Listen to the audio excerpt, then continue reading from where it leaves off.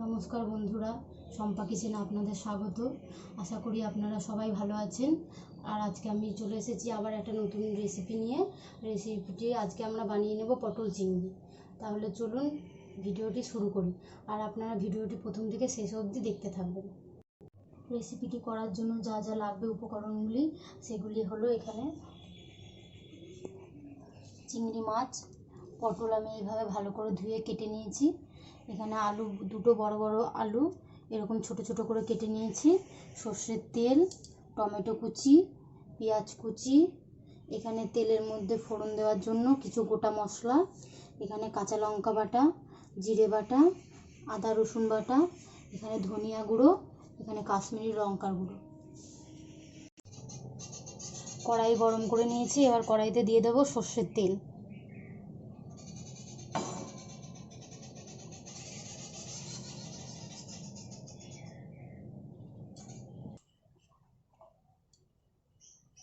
তেল গরম হয়ে গেছে, এবার আমি আলুগুলো ভেজে নেব।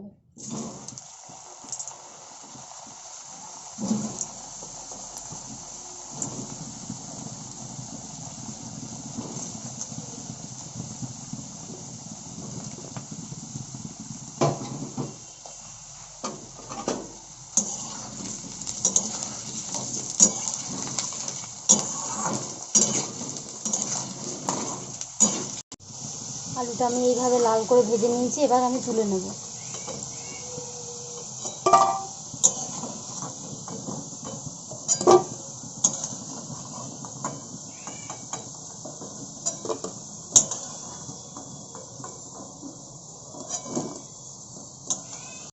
আবারও এই তেলে পটলগুলো ভেজে নেব।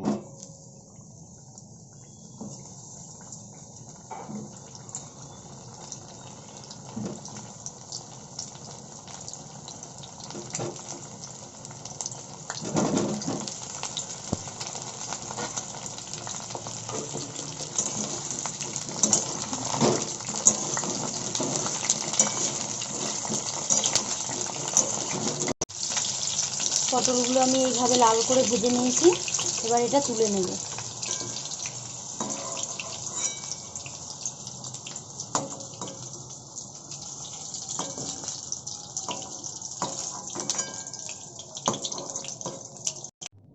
এই চিংড়ি মাছগুলো আমি ভালো করে ধুয়ে বেছে নুন হলুদ মেখে রেখেছিলাম, এবার এই মাছগুলো ভেজে নেব।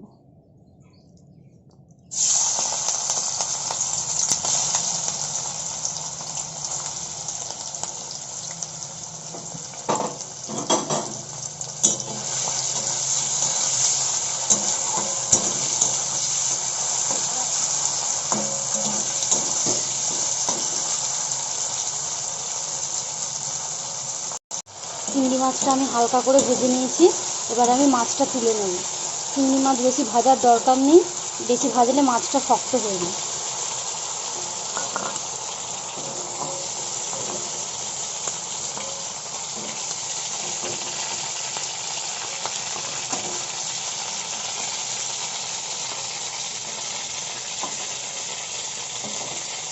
এই তেলের মধ্যে আবারও একটু তেল দিয়ে দেবো।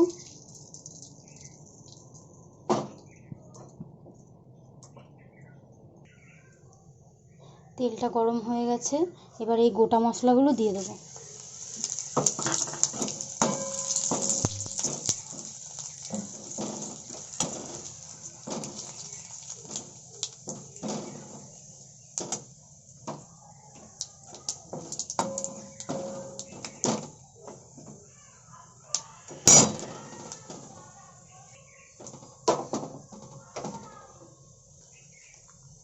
এবার দিয়ে দেবো পেঁয়াজ কুচি।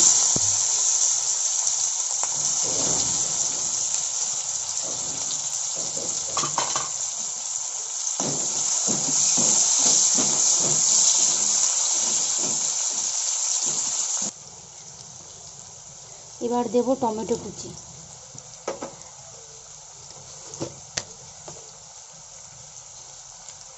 অল্প পরিমাণ নুন দিয়ে অল্প আঁচে পেঁয়াজ আর টমেটোটা 2 মিনিট ভালো করে ভেজে নেব।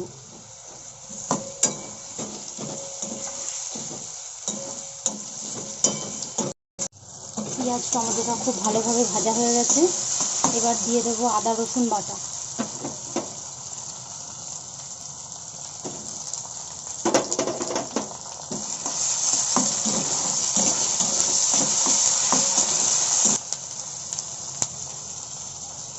জিরে বাটা, কাঁচা লঙ্কা বাটা আর কাশ্মীরি গুঁড়ো লঙ্কা, ধনিয়া গুঁড়োটা দিয়ে দেবো। এবার দেবো অল্প পরিমাণ জল।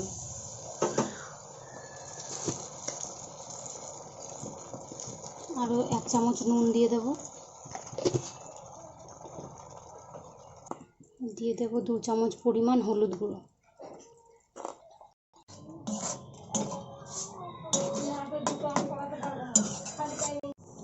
এবার মশলাটা অল্প নেড়েচেড়ে খুব ভালোভাবে কষিয়ে নেব।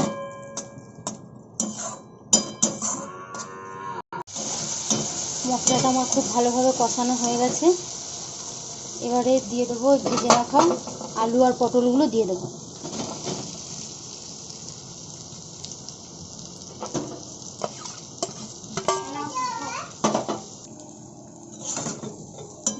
আলুটা আবারও একটু ভালোভাবে নেড়েচেড়ে কষে নেব।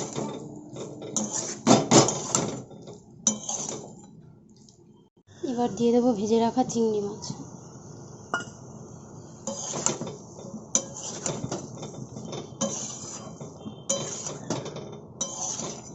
ভালো করে নেড়েচেড়ে এবার পরিমাণ মতন জল দিয়ে দেবো।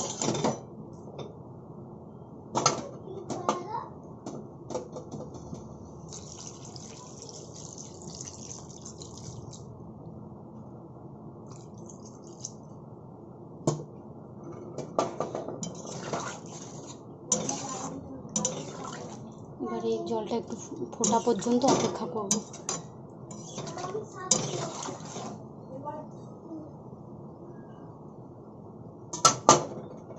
সবজিগুলো ভাজার সময় আমি নুন দিইনি, তাই আবারও অল্প পরিমাণ নুন দিয়ে এটাকে চাপা দিয়ে দেবো।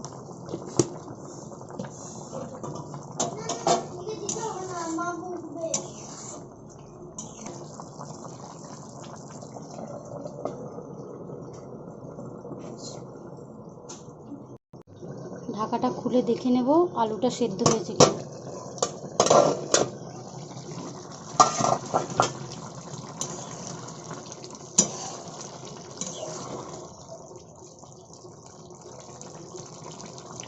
দেখুন খুব ভালোভাবে আলুটা সেদ্ধ হয়ে গেছে। এবার এইভাবে অল্প নেড়ে চেড়েই নামিয়ে নেব।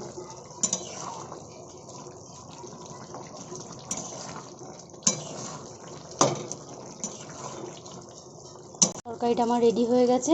এবার সামান্য পরিমাণ গরম মশলার গুঁড়ো দিয়ে ভালো করে নেড়ে তরকারিটা নামিয়ে দেবো।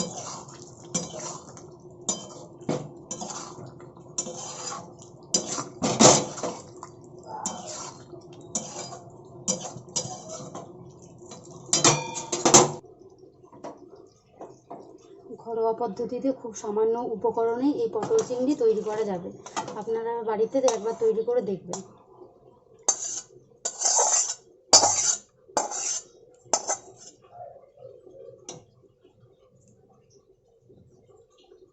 দেখুন বন্ধুরা, আমার পটল চিংড়ি রেসিপিটা তৈরি হয়ে গেছে। ভিডিওটি কেমন হয়েছে তা অবশ্যই কমেন্ট করে জানাবেন। আর আমার চ্যানেলে নতুন হয়ে থাকলে আমার চ্যানেলটিকে অবশ্যই সাবস্ক্রাইব করবেন। তাহলে দেখা হচ্ছে পরবর্তী ভিডিওতে। ধন্যবাদ।